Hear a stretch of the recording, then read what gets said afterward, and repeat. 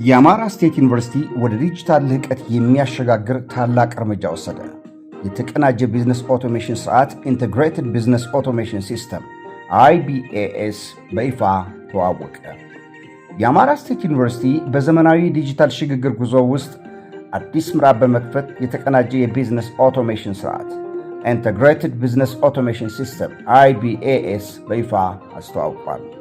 ይህ ዘመናዊ ሶፍትዌር በዩኒቨርሲቲው ICT ዳይሬክተር የለማ ሲሆን የተቋሙን ዋና ዋና የአገልግሎት ክንውኖች በአንድ የተቀናጀ ዲጂታል ፕላትፎርም ላይ በማስተሳሰር የሥራ ቅልጥፍናን፣ ግልጽነትን፣ ተጠያቂነትንና በመረጃ የተመሠረተ ውሳኔ አሰጣጥን ለማጠናከር የተዘጋጀ ነው።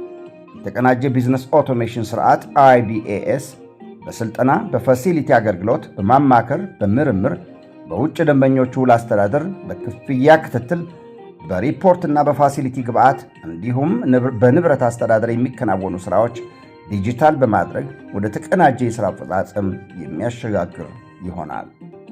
ሥርዓቱ በሥልጠና አገልግሎት ዘርፍ የአሰልጣኞችን ብቃት፣ የሥልጠና ሞጁሎችን ጥራት፣ የተሳታፊዎችን የሥልጠና አቀባበል የሚከታተልና በዚህ መልኩ የተደራጀ ስለሆነ ለሥልጠና ጥራት ለመከታተል የሚያስችል ሲሆን በፋሲሊቲ አገልግሎት ደግሞ ውሎች፣ የቁሳቁስ ጥያቄዎችና ፍጆታና ተያያዥ ወጪዎች በሥርዓት እንዲመዘገብና እንዲቆጣጠር የወጪ ትክክለኛነትና የአገልግሎት ትርፋማነትን በተግባር እንዲያሻሽል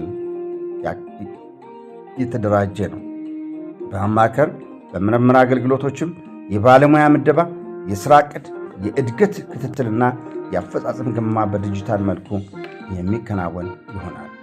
በማስታወቂያ መርሃ ግብሩ ላይ የተገኙት የዩኒቨርሲቲው ፕሬዝደንት ፕሮፌሰር ማተብ ታፈረ ይህ ስርዓት የተቋሙ ዲጂታል ለውጥ ስትራቴጂ ቁልፍ መሠረት መሆኑን ገልጸው ፕሬዝዳንቱ እንዳስታወቁት የተቀናጀ ቢዝነስ አውቶሜሽን ስርዓት IBAS ሥልጠናዎችን በተደራጀ መንገድ ለመስጠት፣ የፋሲሊቲ አገልግሎቶችን ለማዘመን፣ የምርምርና የማማከር ፕሮጀክቶች በተሻለ መንገድ ለማስተዳደር እንዲሁም የአገልግሎት ተጽዕኖ የሚለካና በሚታይ መልኩ ለማቅረብ ወሳኝ ሚና ይጫወታል ብለዋል።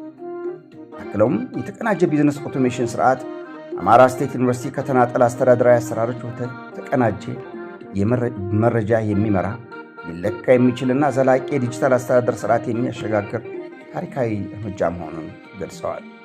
ዲጂታል ቴክኖሎጂን በፈጠራ ስናጣምር የተቋማት ቅልጥፍናና ተጽዕኖ ማሳደግ እንችላለን የሚለውን እውነታ በተግባር ያሳየው ይህ ስርዓት አማራ ስቴት ዩኒቨርሲቲ በከፍተኛ ትምህርት፣ በምርምርና በፈጠራ ዘርፍ ተወዳዳሪና ውጤታማ ተቋም ለማድረግ ከሚወሰዱ ታላላቅ ስትራቴጂያዊ እርምጃዎች አንዱ ሆኖ ታይቷል።